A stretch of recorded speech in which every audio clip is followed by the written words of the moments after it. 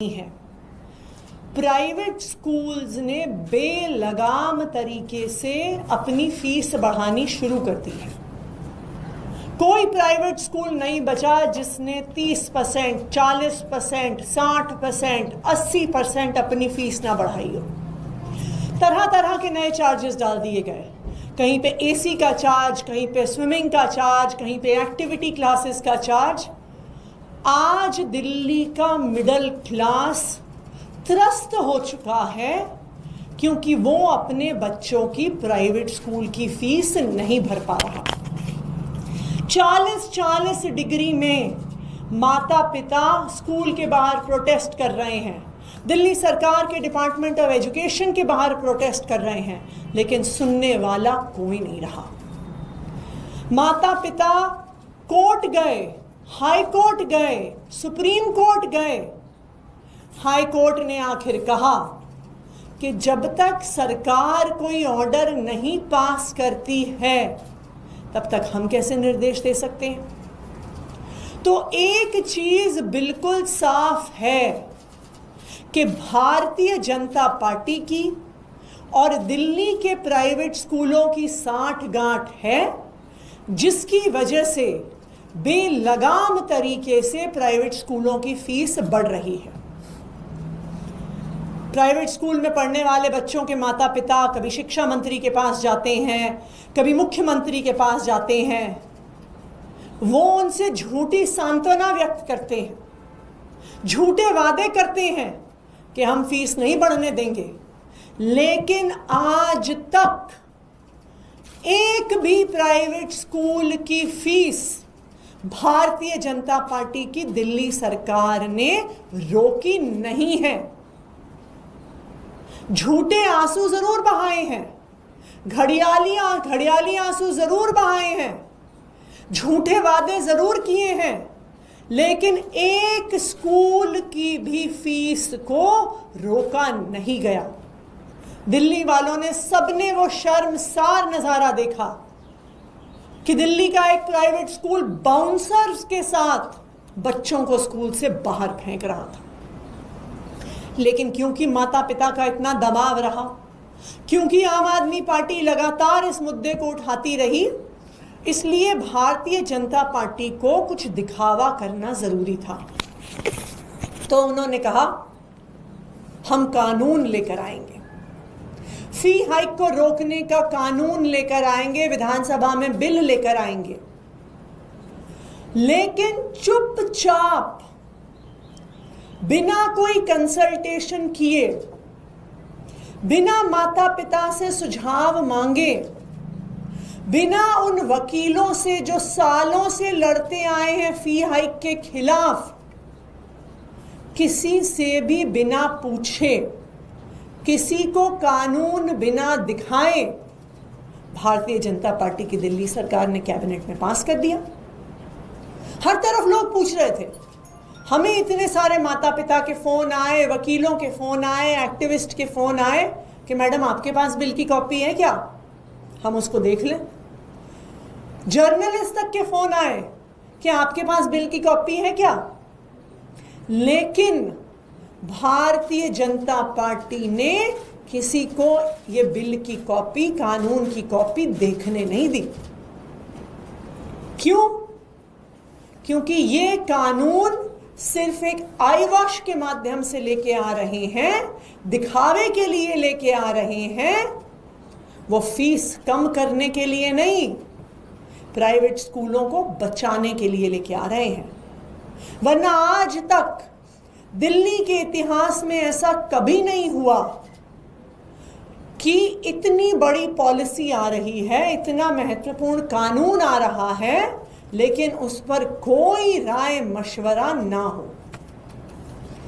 लेकिन मैं दिल्ली वालों को, खास करके प्राइवेट स्कूल में पढ़ने वाले बच्चों के माता पिता को ये भरोसा दिलाना चाहती हूं कि हो सकता है कि भारतीय जनता पार्टी ने आपको धोखा दिया है, लेकिन आम आदमी पार्टी पहले भी प्राइवेट स्कूलों के खिलाफ लड़ती आई है और आगे भी प्राइवेट स्कूलों के खिलाफ लड़ती आएगी।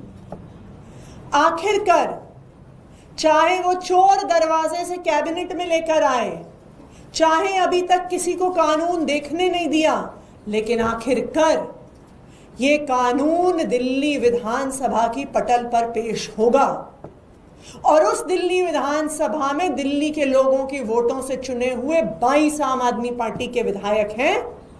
बीजेपी ने शायद दिल्ली के पेरेंट्स को धोखा दिया, लेकिन आम आदमी पार्टी नहीं देगी। हम पहले भी प्राइवेट स्कूल्स के खिलाफ लड़ते आए हैं, आगे भी लड़ते रहेंगे। हम प्राइवेट स्कूलों में पढ़ने वाले बच्चों की माता पिता की आवाज बनकर दिल्ली विधानसभा में रखेंगे। तो जो काम दिल्ली सरकार को करना चाहिए था, एक कंसल्टेशन का, एक रायशुमारी का, माता पिता से, वकीलों से, एक्टिविस्ट से बात करने का, वो काम आम आदमी पार्टी का विधायक दल करेगा। आम आदमी पार्टी ने एक ईमेल आईडी बनाया है इस राय मशवरे की पूरी प्रक्रिया के लिए, fee.consultation.aap@gmail.com fee.consultation.aap@gmail.com। मैं सभी उन पेरेंट्स से, वकीलों से, एक्टिविस्ट से आग्रह करना चाहती हूं कि जो भी इनपुट्स आप फी हाइक रोकने के कानून के लिए देना चाहते हैं, आप इस ईमेल एड्रेस पे भेजिए। अगर आप आम आदमी पार्टी के विधायक दल के सदस्यों से मिलना चाहते हैं तो कल से लगातार हमारा विधायक दल मीटिंग्स करेगा इस आने वाले फी हाइक के कानून पर, और जो भी पेरेंट्स हमसे मिलना चाहते हैं वो इस ईमेल आईडी fee.consultation.aap पर हमें ईमेल करें। हम आपको मिलने का समय ज़रूर देंगे।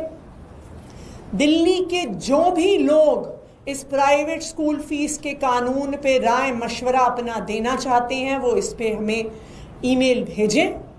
हम आपकी आवाज़ बनेंगे और दिल्ली विधानसभा के पटल पर आपके सारे इनपुट्स, आपके सारे सुझाव रखेंगे।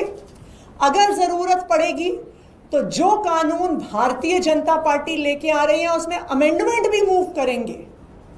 जैसे हम 10 सालों से दिल्ली के माता पिता के हक के लिए लड़ते आए हैं, चाहे आज हम विपक्ष में हों, फिर भी प्राइवेट स्कूल की मनमानी के खिलाफ, दिल्ली के लोगों के हक में, बच्चों और माता पिता के हक में हम लड़ते रहेंगे। Thank you. डिमोलिशन चल रहा है दिल्ली में, मद्रासी कैंप और सौरभ भारद्वाज ने कहा कि एक जगह पहुंचे हैं।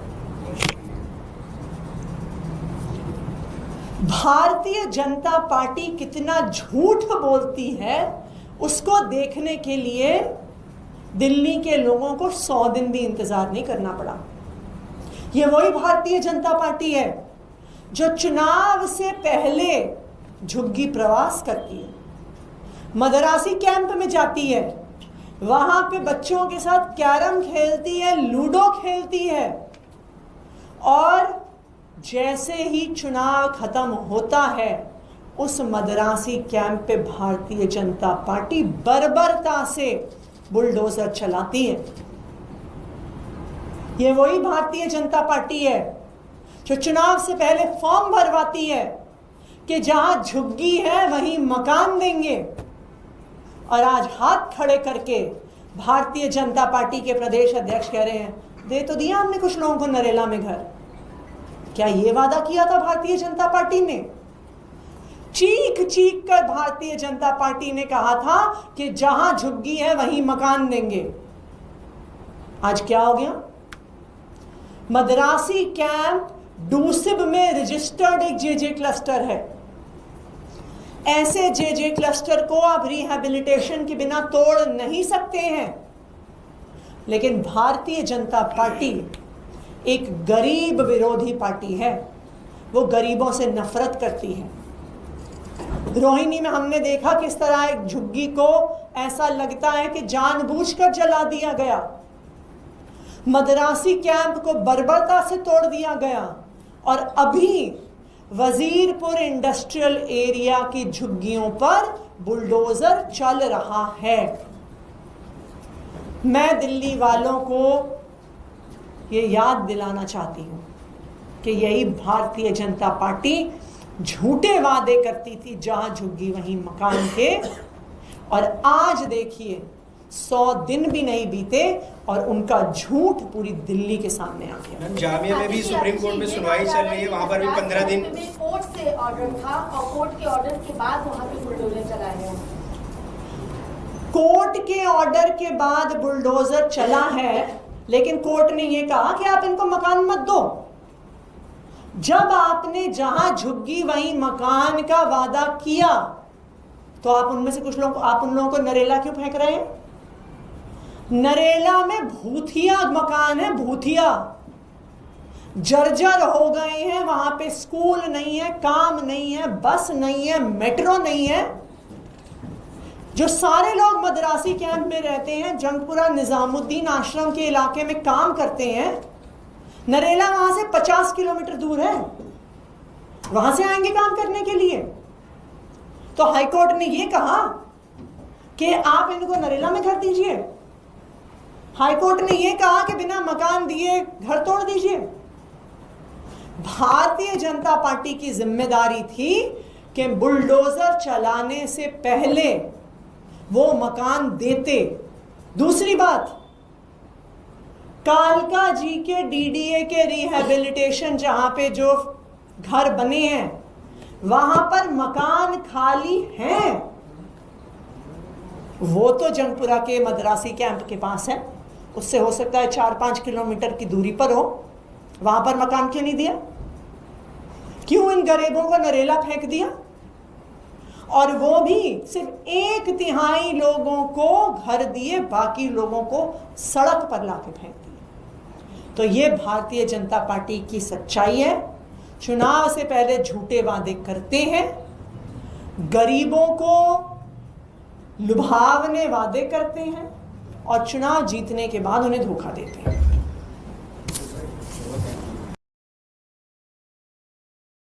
नमस्कार, मैं रवीश कुमार। सुप्रीम कोर्ट के वकीलों के 2 बड़े